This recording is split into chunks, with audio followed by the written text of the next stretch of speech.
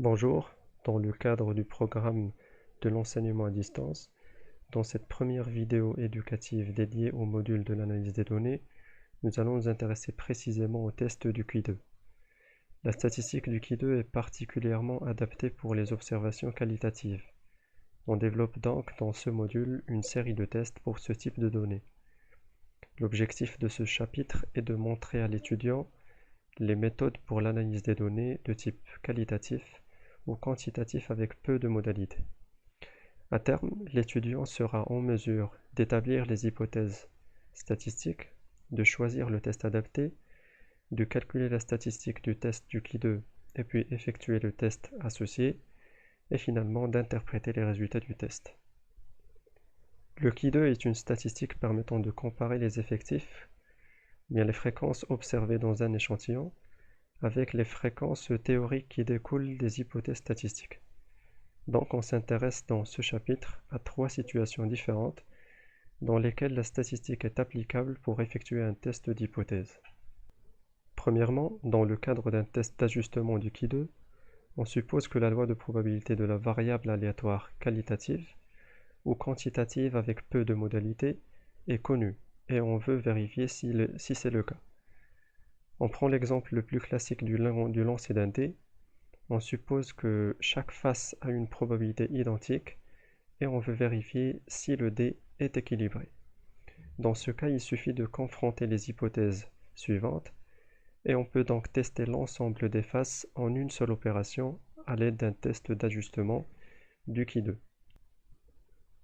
Dans un deuxième exemple, on cherche à déterminer s'il y a une différence dans le nombre de créations d'entreprises dans l'année, plus précisément en ce qui concerne les saisons.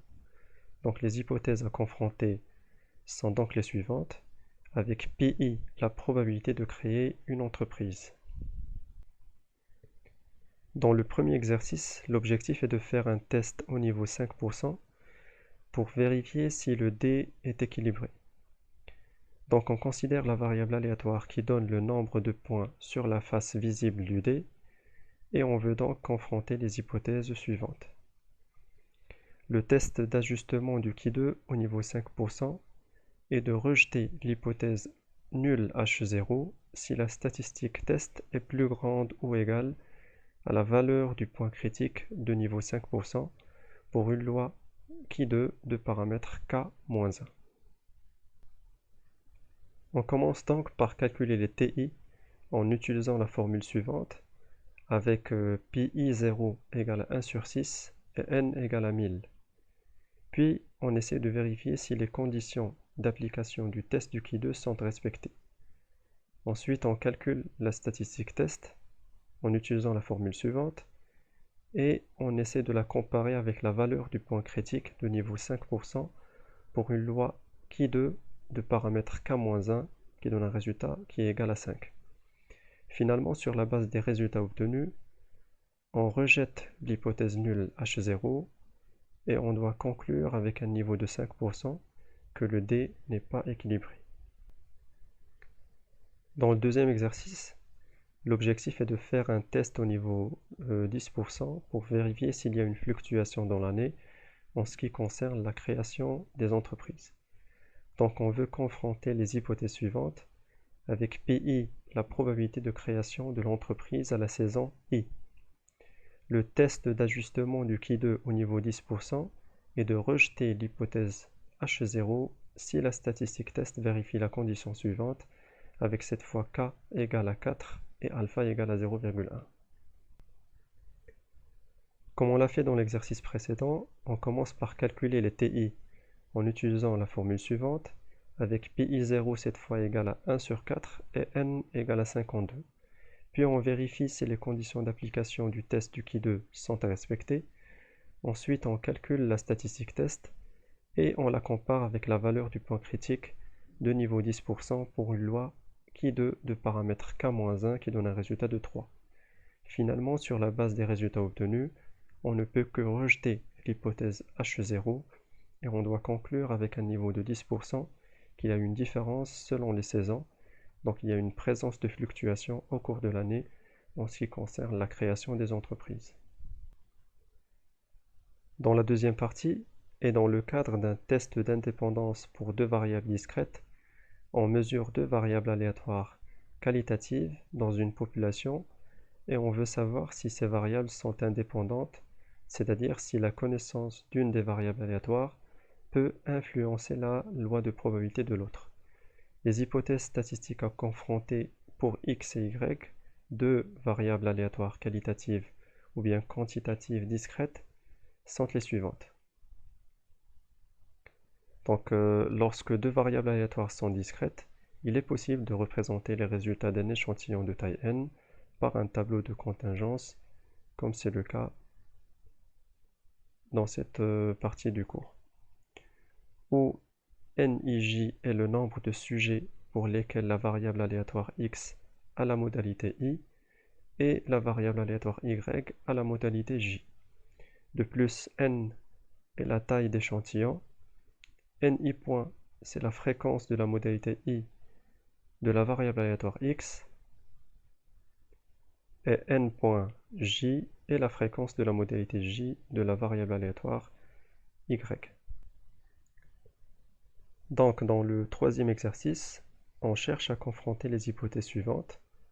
H0, indépendance entre les variables aléatoires famille et intérêt dans le produit, et H1, dépendance entre les variables aléatoires famille et intérêt dans le produit. Le niveau est fixé à 5%, c'est-à-dire que la probabilité de dire qu'il y a dépendance étant donné qu'il y a indépendance entre ces deux variables est de 5%. Le test est donc de rejeter H0 si la statistique test est plus grande que la valeur du point critique de niveau alpha du Loicky 2 à k-1 fois m-1 degré de liberté, où cette fois k représente le nombre de modalités de x et m le nombre de modalités de y. Donc, on commence par présenter les différentes données sous forme d'un tableau de contingence. Par la suite, on calcule les fréquences théoriques TI en utilisant la formule suivante. On observe la présence d'une cellule sur 6 qui contient une valeur attendue plus petite que 5. Cela correspond à 1/6 des valeurs attendues, soit moins de 20%. Donc on peut dire que le test est donc valide. La statistique observée est calculée de la manière suivante, en utilisant la formule suivante. Et ensuite, il ne reste que la comparer avec la valeur du point critique de niveau 5% pour une loi qui 2 à 2 degrés de liberté.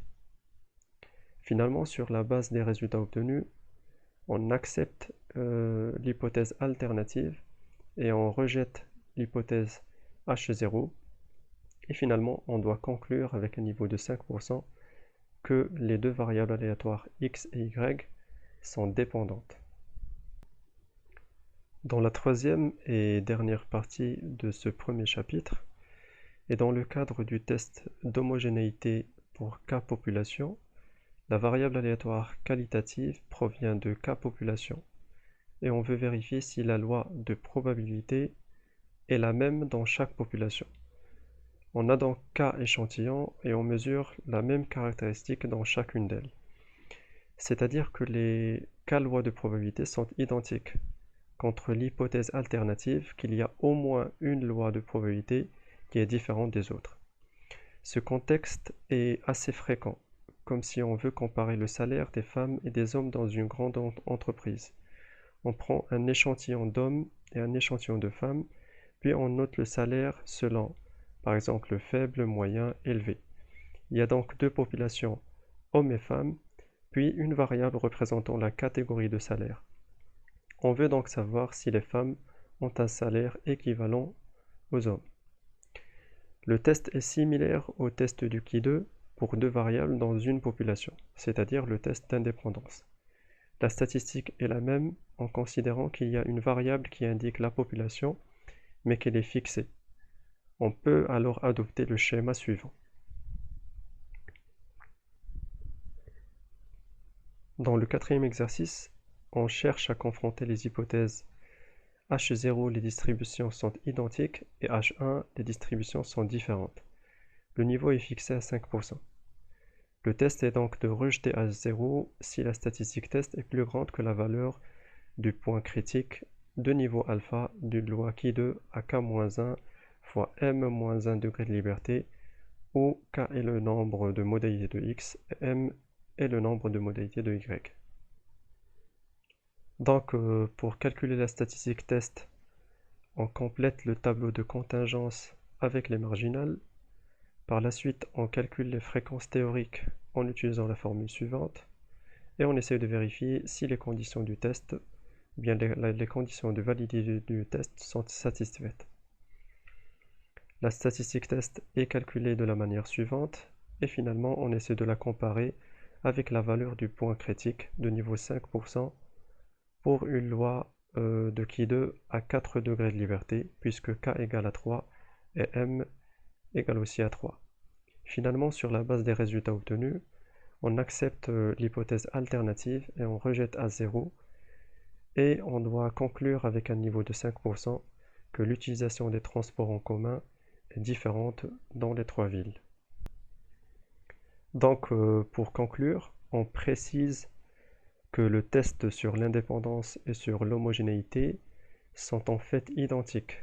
La différence réside dans le fait que dans le test d'indépendance, on mesure deux variables, tandis que dans le test d'homogénéité, on mesure une seule variable, mais dans plusieurs populations. Voilà, donc bon courage.